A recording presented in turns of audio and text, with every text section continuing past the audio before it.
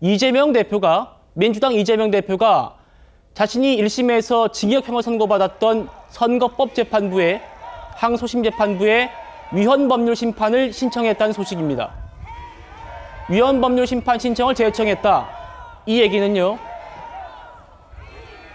선거법 사건, 이걸 만약에 재판부가 받아들이게 되면 이걸 헌법재판소에서 다루는 동안 항소심 재판은 멈추게 됩니다. 이재명 대표가 과연 정말 재판을 연기할 거냐, 지연시키려는 거냐, 이런 의혹이 제기됐던 가장 큰 부분이기도 한데 서울전 변호사님 어떻게 보십니까? 정말 이렇게까지는 안 하셨으면 좋겠다라는 제가 말씀을 한 2주 전에 드렸던 것 같아요. 여기에 대한 얘기가 한 2주 전인가 일주일 전에 나왔던 것 같은데 그냥 그때만 하더라도 민주당에서는 그러지 않았습니까? 그냥 검토 중이다라고만 끝났어요. 그래서 신청을 마치 안 하겠다라는 듯이 얘기를 저는 뉘앙스를 받았었는데 이러면 한번 생각을 해보시죠.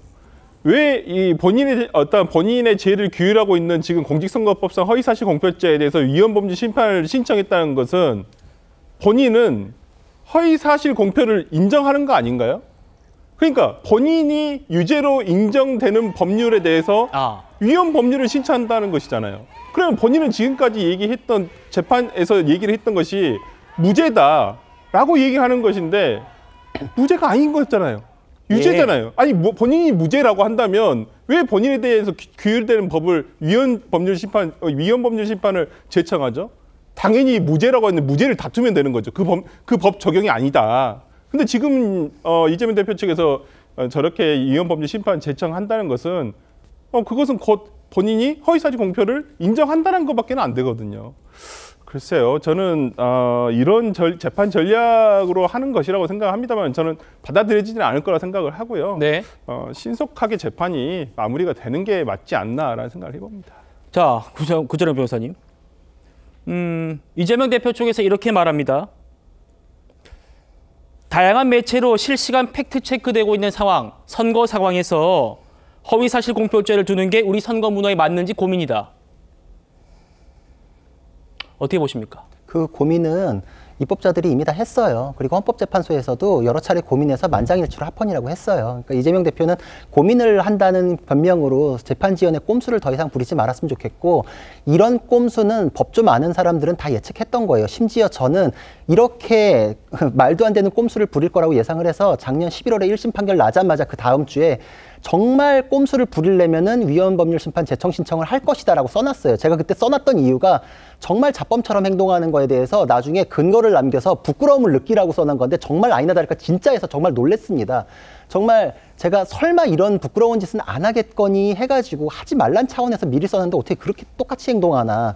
그러니까 그만큼 자기의 사건에 대한 결백 주장이 허망했다는 걸 인정하는 것이고 유죄 가능성을 본인도 인정하는 것이죠. 그리고 시간과의 싸움을 해가지고 뭉개고 넘어가면 어떻게든 되겠지라는 게 생각도 무너진 것이다. 지금 우리 여러 차례 탄핵 재판이 더 깊어지고 오래 갈 수 있겠다라고 하니까 항소심은 정말 빨리 끝나겠구나라는 이제 겁이 나셨겠죠. 제가 보기에 탄핵 사건이 4월 18일만 깔딱 넘어가면은 이재명 대표의 대법원 확정 판결도 나올 것 같아요. 지금 이제 이재명 대표는 자기 사건에 대해서 재판부가 호락호락하지 않다라는 거, 그럼 어떻게 해야 될까?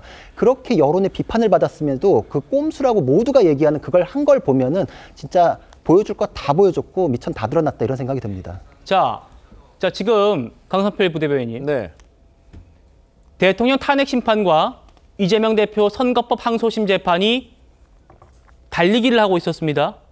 대통령 심판이, 탄핵 심판이 먼저 나오면 이재명 대표는 항소심 재판 나오기 전에 대선 주자로서 입지를 굳힐 수 있고, 만약 탄핵 심판보다 이재명 대표의 선고가 먼저 나오게 되면 이거 지금 당내에서 굉장히 사법 리스크로 공격받을 수 있다. 자, 지금 그런데 저희가 1번 주제에서 뭘 다뤘습니까? 헌법재판소 탄핵 심판이 늘어날 수 있겠다. 길어질 수 있겠다. 지금 이 얘기를 하고 있는 와중에 이재명 대표가 위헌법률 심판 신청을 제청했어요. 저희가 어떻게 받아들여야 될까요? 일단 저는 개인적으로 앞서 제가 전에도 말씀드린 바가 있는데 전 세계적으로 비방이 없는 당선 목적의 허위사실 공표에 대해서는 형사처벌하는 국가가 없는 걸로 제가 알고 있습니다. 특히나 이 이미 한 차례 합헌 취지도 내린 걸로 제가 알고 있어요. 그리고 이 허위사실 공표라는 게 사실 자신의 출생지나 학력이나 뭐 재산관계, 배우자의 뭐 이런 고향 뭐 이런 걸 가지고 내가 당선되기 위해서 또 그래서 당선이 됐으면 모르지만 또 그런 것도 아닌 거거든요. 그렇기 때문에 저는 사실 이 허위사실 공표죄에 대해서 문제는 있다라고 사실 민주당과 많은 국민들이 공감은 하고 있다고 봅니다.